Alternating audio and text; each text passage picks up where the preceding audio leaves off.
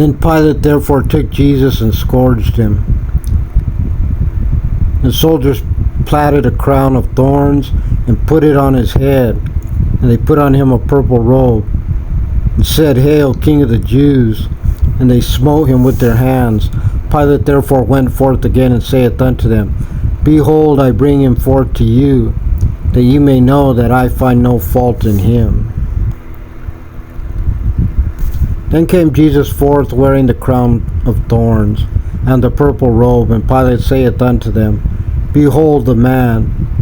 When the chief priests therefore and officers saw him, they cried out, saying, Crucify him! Crucify him! Pilate saith unto them, Take ye him and crucify him, for I find no fault in him. The Jews answered him, We have a law, and by our law he ought to die, because he made himself the Son of God. When Pilate therefore heard that saying, he was the more afraid, and went again into the judgment hall, and saith unto Jesus, Whence art thou? But Jesus gave him no answer. And saith Pilate unto him, Speakest thou not unto me? Knowest thou not that I have power to crucify thee, and have power to release thee?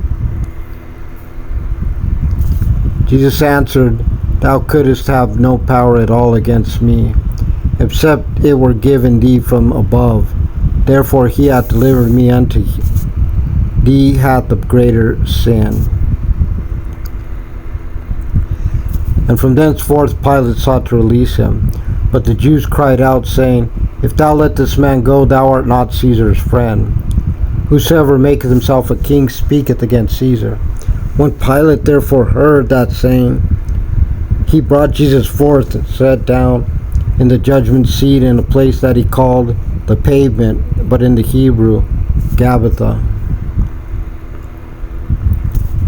And it was the preparation of the Passover, and about the 6th hour he said unto the Jews, Behold your king.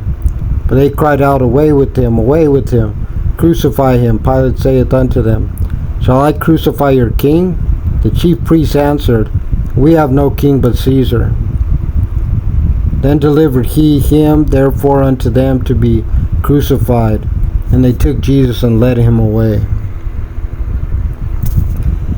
And he, bearing his cross, went forth into a place called the place of a skull, which is called in the Hebrew Golgotha, where they crucified him and 2 other with him on either side, and Jesus in the midst. And Pilate wrote a little and put it on the cross, and the writing was, Jesus of Nazareth, the King of the Jews. This title then read many of the Jews, for the place where Jesus was crucified was nigh to the city, and it was written in Hebrew and Greek and Latin. Then said the chief priests of the Jews to Pilate, Write not the King of the Jews, but that he said, I am King of the Jews. Pilate answered, What I have written, I have written. And the soldiers, when they had crucified Jesus, took his garments and made 4 parts, to every soldier a part, and also his coat. Now the coat was without seam, woven from top throughout. They said therefore among themselves, Let us not rend it, but cast lots for it, whose it shall be, that the scripture might be fulfilled, which saith, They parted my raiment among them, and for my vesture they did cast lots. These things therefore the soldiers did. Now there stood by the cross of Jesus his mother, and his mother's sister, Mary the wife of Cleophas, and Mary Magdalene.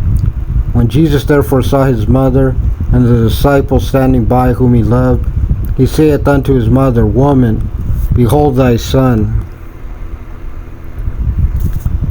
And saith he to the disciple, Behold thy mother. And from that hour that disciple took her unto his own home. After this, Jesus, knowing that all things were now accomplished, that the scripture might be fulfilled, saith, I thirst. Now there was set a vessel full of vinegar, and they filled a sponge with vinegar, and put it upon a hyssop, and put it to his mouth. When Jesus therefore had received the vinegar, he said, "It is finished," and he bowed his head and gave up the ghost. The Jews therefore, because it was the preparation that the body should not remain upon the cross on the Sabbath day, for that Sabbath day was a high day, besought Pilate that their legs might be broken, and that they might be taken away. Then came the soldiers and brake the legs of the first, and of the other which was crucified with him. When they came to Jesus and saw that he was dead already, they brake not his legs. One of the soldiers with the spear pierced his side, and forthwith came there out blood and water. And he that saw it bare record, and his record is true. And he knoweth that he saith true, that ye might believe. For these things were done that the scripture might be fulfilled. A bone of him shall not be broken. And again another scripture saith, they shall look on him whom they pierced.